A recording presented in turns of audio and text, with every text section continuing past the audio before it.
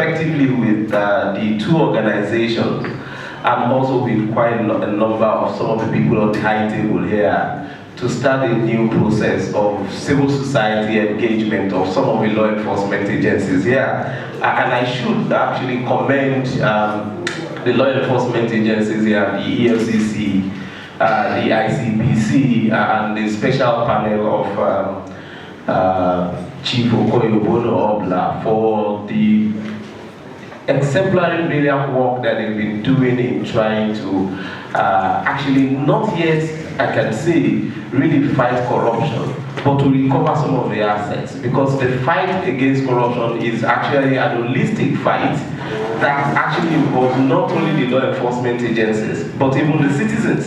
And the same thing goes to the media. And until we all decide to imbibe that culture of fighting and resisting corruption in our own little enclaves, it is still going to be a major challenge for the law enforcement agencies to succeed in fighting corruption. But what they will only end up doing will be recovery of stolen assets. And if we must know, the cost of an average investigation for the law enforcement agencies goes into millions of naira. So for them to recover even sometimes 5 million naira, they might have spent another 5 million naira to get that money back. And that is not money that EFCC will lose or ICPC will lose, but that is what Nigerians will lose. And that is the alternative for us to have development in the country, to have education, to have health services, to have water, and to even have power supply. So for us, the fight against corruption is perhaps the single biggest and most important thing that needs to happen in Nigeria. I hope you will pardon me, give me additional time. And the reason is this. For so many years, we have complained about it. We have set up institutions. So the problem of corruption in Nigeria is not for lack of laws. The problem of corruption in Nigeria is not for lack of institutions. I think, in my opinion, the problem of corruption in Nigeria is for the docile citizenship that we've had. So that every day we wake up, our consciousness, and in fact our psyche, has been so weather-beaten that we find it difficult to relate to figures. Every day you wake up this morning, for example, you hear $5 million stolen. Now today, that's what it has become.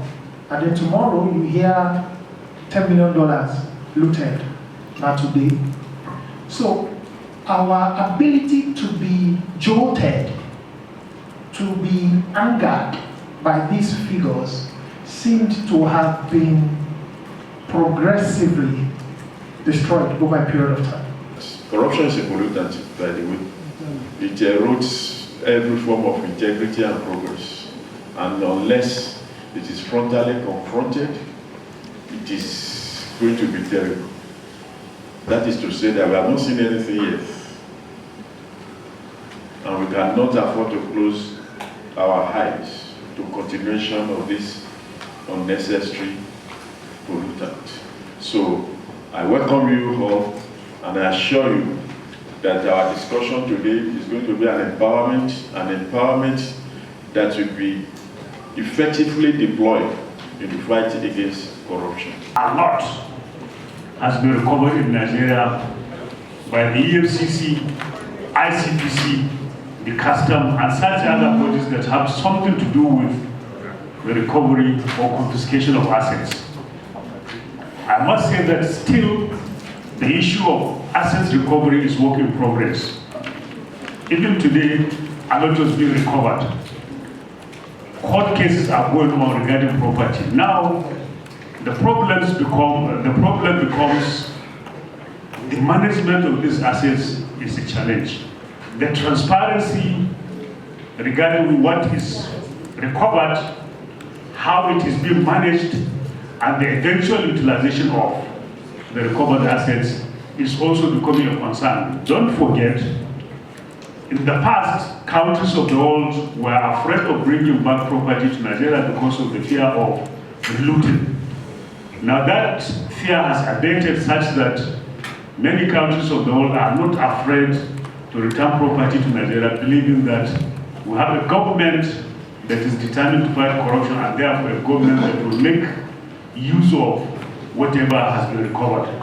So in this regard, it's a very good thing for us to concentrate our energy and effort on the issue of asset tracing, asset confiscation, asset return, asset management, and asset utilization. It's a different program. It's being handled by BOI, and the idea really is to ensure that people who never had access to loans would have money to utilize for their small businesses. The cash transfer is grants, so it's addressing their consumption and helping them begin small businesses. But the loans, the trader money, is targeting people who have evident trades. So we take pictures, we call it a white register, of the people frying akara or selling vegetables. It's all in BOI. The idea being that if you pay back 10,000 naira within 6 months, you get a greater amount, 15,000.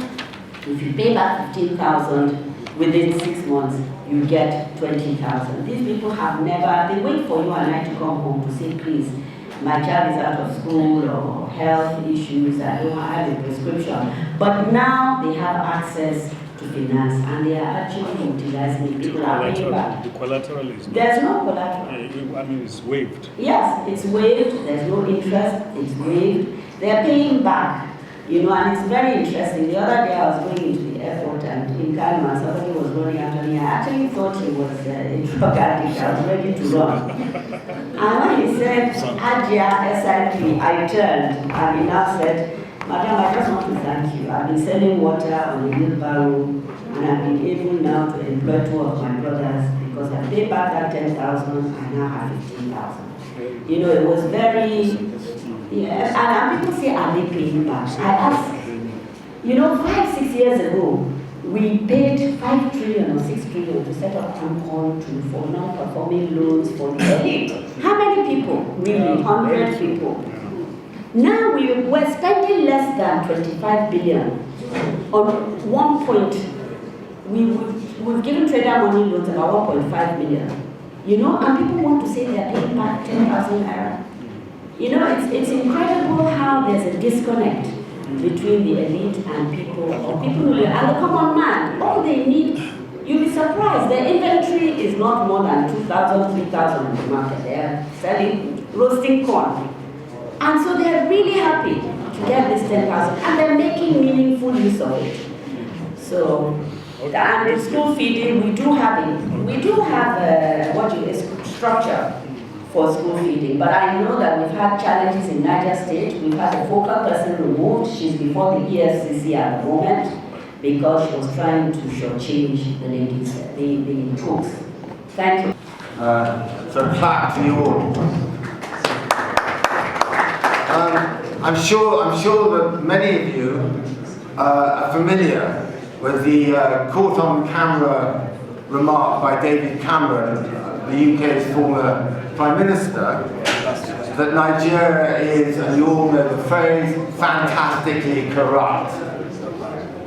And those who know that story will no doubt also remember President Buhari's rapier-like response, that rather than seeking an apology for a remark that he acknowledged to be true, he would prefer to have, quote, the billions stolen from Nigeria returned.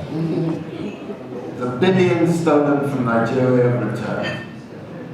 It was a superbly diplomatic riposte.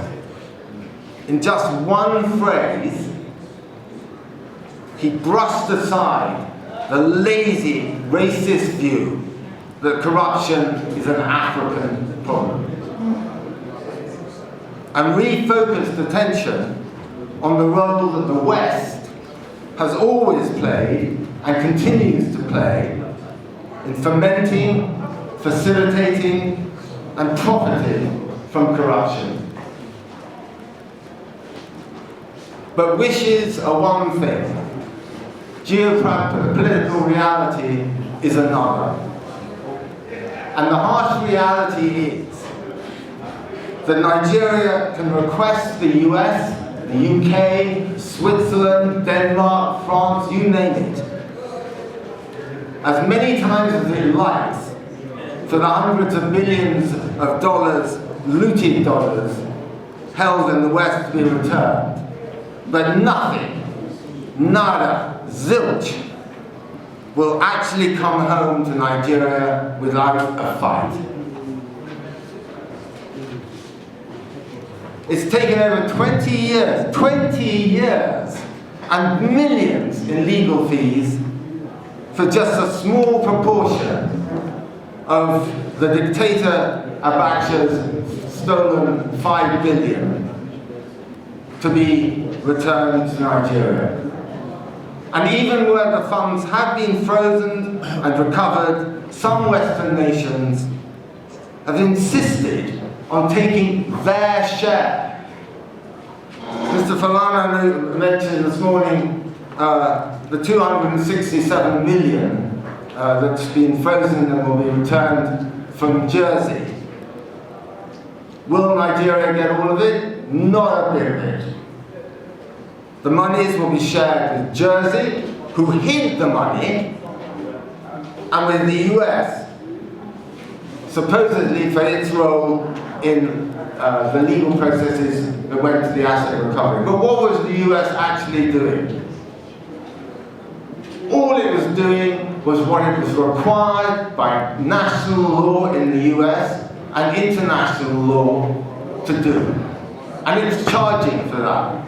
It's like a policeman charging for having investigated a crime in your house. That's corruption.